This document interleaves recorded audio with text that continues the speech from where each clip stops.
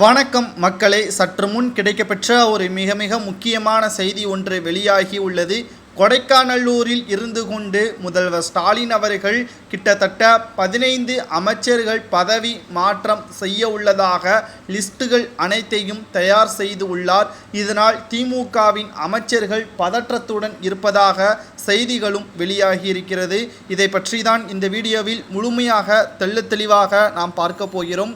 கடந்த ஏப்ரல் 19ஆம் தேதி தமிழகம் முழுவதும் மக்களவை தேர்தல் நடைபெற்று முடிந்தது. மேலும் இதில் திராவிட முன்னேற்றக் கழகத்தின் அமைச்சர்கள் சரியாக செயல்படாத தொகுதிகள் அனைத்தும் தற்பொழுது ரிசல்ட்டுகள் தெரிவதற்கு முன்பாகவே திமுகவின் தலைமைக்கு சென்றுவிட்டதாக நேற்றே நமது சேனலில் பதிவு செய்திருந்தோம்.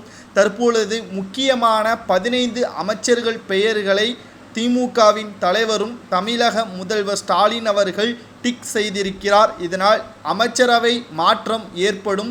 2026ஆம் ஆண்டு முதல்வர் ஸ்டாலின் அவர்கள் மிகப்பெரிய ஒரு மாற்றத்தை மீண்டும் கொண்டு வருவார் என்றும் எதிர்பார்க்கப்படுகிறது. ஒருவேளை திமுக வெற்றியடைந்தால் துணை முதல்வராக உதயநிதி ஸ்டாலின் அவர்கள் வருவார் என்றும் தற்பொழுதே அதிகாரப்பூர்வமான அறிவிப்புகளையும் வெளியிட்டிருக்கிறார். சரி, திமுக எந்தெந்த தொகுதிகளில் எல்லாம் தோல்வியடையும் என்ற கருத்து கணிப்பின் அடிப்படையில்தான், உளவுத்துறை சொன்ன தகவலின் அடிப்படையில்தான் தற்பொழுது அமைச்சரவை பட்டியல்களையும் தேர்வு செய்யப்பட்டிருக்கிறது. யாரெல்லாம் பதவி மாற்றம் செய்யப்படுகிறார்கள், யாரெல்லாம் பதவி பறிக்கப்படுகிறது என்பதையும் நாம் பார்க்க போகிறோம்.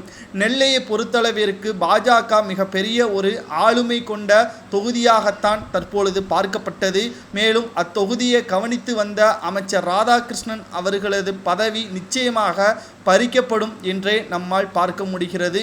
அது மட்டுமல்ல, திமுகவின் மிக முக்கியமான அமைச்சர்களது பதவியும் பறிக்கப்படுவது இதன் மூலமாக தெரிய வருகிறது. குறிப்பாக 2026ஆம் ஆண்டு நடைபெறக்கூடிய சட்டசபை தேர்தலில் மனதில் வைத்து கொண்டுதான் இந்த மாற்றங்கள் இருக்கும் என்று திமுகவின் அரசியல் வட்டாரத்தில் தற்பொழுது செய்திகளும் வெளியாகி இருக்கிறது. குறிப்பாக நாம் முதலே சொன்னதுபடிதான் உதயநிதி ஸ்டாலின் அவர்கள் துணை முதல்வருக்கு பதவி கொடுக்கப்படுவதற்கான வாய்ப்புகள் இருக்கிறது. அதாவது தேர்தல் நடைபெறுவதற்கு முன்பாக 5வது ஆண்டு திமுகவின் ஆட்சியில் உதயநிதி ஸ்டாலின் அவர்கள் துணை முதல்வராக வருவதற்கு வாய்ப்புகள் இருக்கிறது. திமுகவின் அமைச்சரவை மாற்றம் இதற்குத்தான் தற்பொழுது மிகப்பெரிய ஒரு மாற்றத்தை முதல்வர் ஸ்டாலின் அவர்கள் கொண்டு வந்திருக்கிறார். ஊட்டியில் மிகப்பெரிய அளவில் லிஸ்டை தயார் செய்தது இதற்காகத்தான்.